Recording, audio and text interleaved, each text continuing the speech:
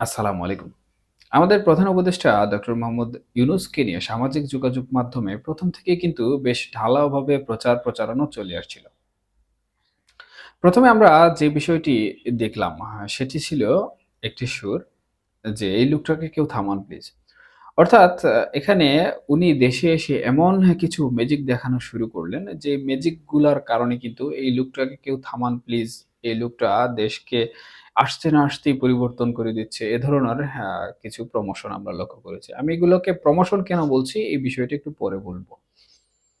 এর পরবর্তীতে আমরা কি দেখলাম বা এখন বর্তমানে কি দেখতে পাচ্ছি? এখন যে বিষয়টি দেখতে পাচ্ছি সেটি হচ্ছে ডক্টর মোহাম্মদ ইউনূসকে ৫ বছর ক্ষমতায় দেখতে চাই। অনেকে আবার বিভিন্নভাবে ব্যঙ্গ করে বলছেন যে ২০ বছর উনি ক্ষমতায় থাকুক। কেউ বলছেন ১০ বছর ক্ষমতায় দেখতে চাই। এই সকল নানা বিষয়। এই যে একটি সুর পরিবর্তন হয়ে গেল, এই লোকটাকে কেউ থামান প্লিজ থেকে ডক্টর মোহাম্মদ ইউনূসকে ৫ বছর ক্ষমতায় দেখতে চাই। এগুলো যারা প্রকৃতপক্ষে প্রচারণা করে, তারা সামাজিক যোগাযোগ মাধ্যম কিংবা আমাদের যে একটি সামাজিক যোগাযোগ মাধ্যমের সামাজিকতার একটি প্ল্যাটফর্ম রয়েছে, সেই প্ল্যাটফর্মে কিন্তু একদম নিত্য নতুন চেহারা। আর নিত্য নতুন চেহারা যখনই দেখবেন যে কোনো একটি ব্যক্তিকে নিয়ে ঢালাওভাবে প্রচারণা করছে, যাদেরকে আপনি কখনো রাজনৈতিক অঙ্গনে দেখেননি, যাদেরকে আপনি কখনো জনগণকে নিয়ে ভাবতে দেখেননি, জনগণকে নিয়ে কাজ করতে দেখেননি।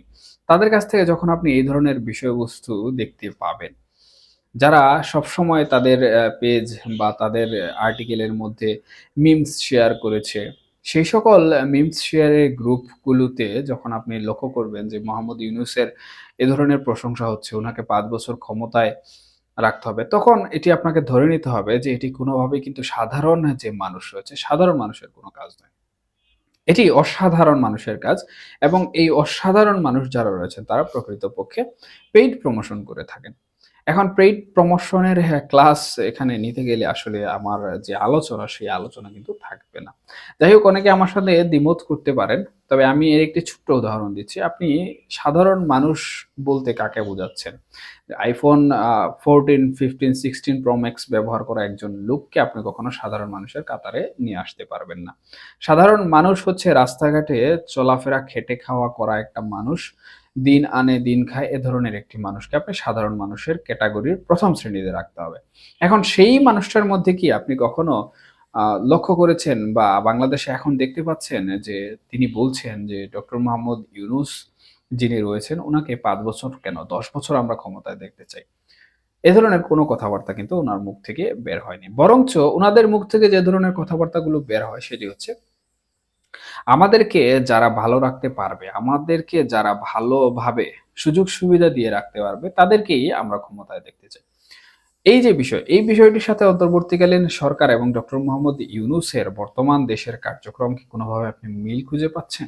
প্রত্যেকটা ক্ষেত্রেই কিন্তু অন্তর্বর্তীকালীন সরকারের যিনি প্রধান উপদেষ্টা কিংবা অন্তর্বর্তীকালীন সরকার, তাদের সম্পূর্ণ টিমের কিন্তু বিভিন্নভাবে ব্যর্থতা রয়েছে।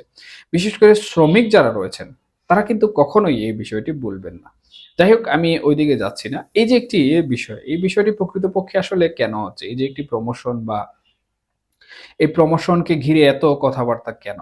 মূলত আমরা দেখেছি যে অন্তর্বর্তীকালীন সরকারের প্রধান উপদেষ্টা যখন কাতার সফরে গিয়ে আল জাজিরাতে একটি সাক্ষাৎকার দিলেন, তখন তিনি বললেন যে বাংলাদেশের জনগণ অন্তর্বর্তীকালীন সরকারের উপর সন্তুষ্ট এবং অন্তর্বর্তীকালীন সরকারকে তারা ক্ষমতায় দেখতে চায় বা তাদের ক্ষমতা থেকে সরাতে চায় না। এ ধরনের কথাবার্তা বললেন।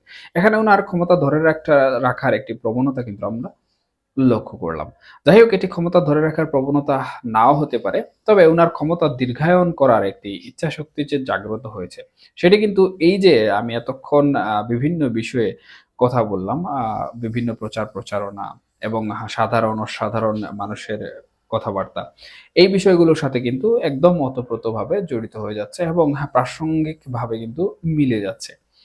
অর্থাৎ এখানে অন্তর্বর্তীকালীন সরকারের প্রধান উপদেষ্টা মোহাম্মদ ইউনূস যেভাবে হোক উনার ক্ষমতা উনি দীর্ঘায়ন করতে চাচ্ছেন।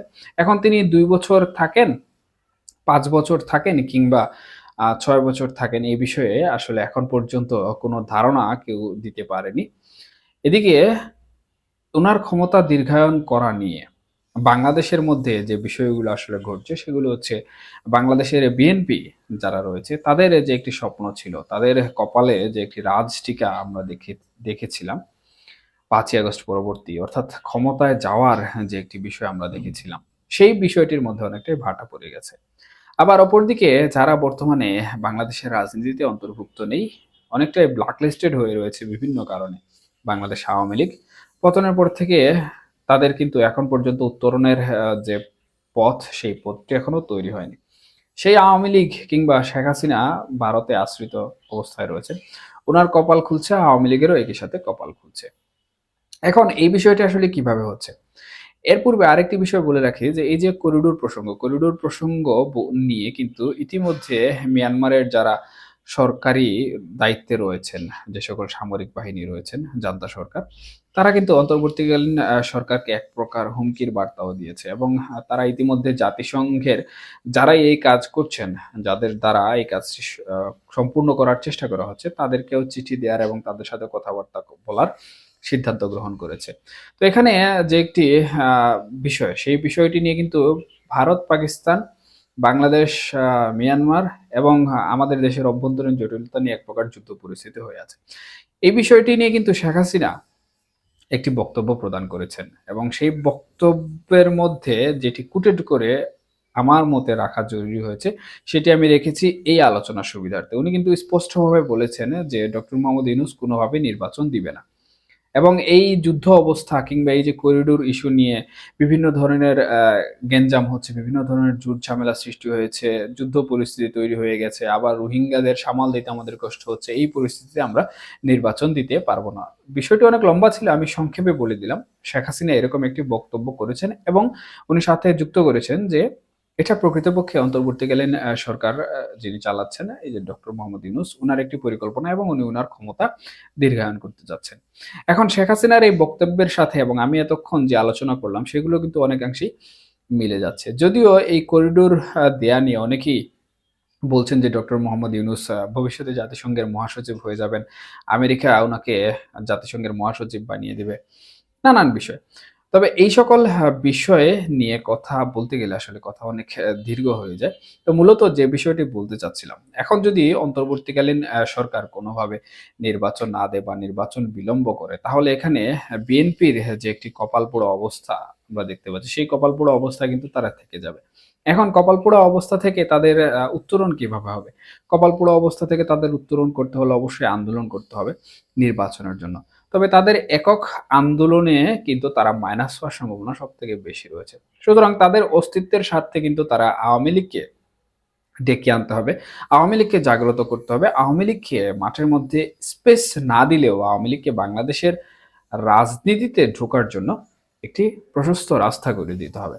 এবং এই যে বিএনপির স্বার্থ, বিএনপি নির্বাচনে জয়লাভ করার যে একটি বিশাল সুযোগ রয়েছে, সেই সুযোগটিকে কাজে লাগানোর জন্য কিন্তু তারা আওয়ামী লীগকে বাংলাদেশের রাজনীতিতে কোনো না কোনোভাবে পুশ করাবে। এবং এই যে পুশ করানো, এই পুশ করানোর মাধ্যমে যেমন বিএনপির কপাল পোড়া অবস্থা থেকে বিএনপি আন্দোলনের মাধ্যমে উত্তরণ করার সুযোগ তৈরি করবে, ঠিক একইভাবে আওয়ামী লীগও কিন্তু বাংলাদেশের রাজনীতিতে আন্দোলনের মাধ্যমে পুশ করা শুরু করবে। এখন কথা হচ্ছে এই দুটি রাজনৈতিক দল একত্রিত হয়ে যদি আন্দোলনে নেমে যায়, তাহলে একটি অন্তর্বর্তীকালীন সরকারকে নামানো কিংবা পতন করা কোনোভাবেই অসম্ভব নয়।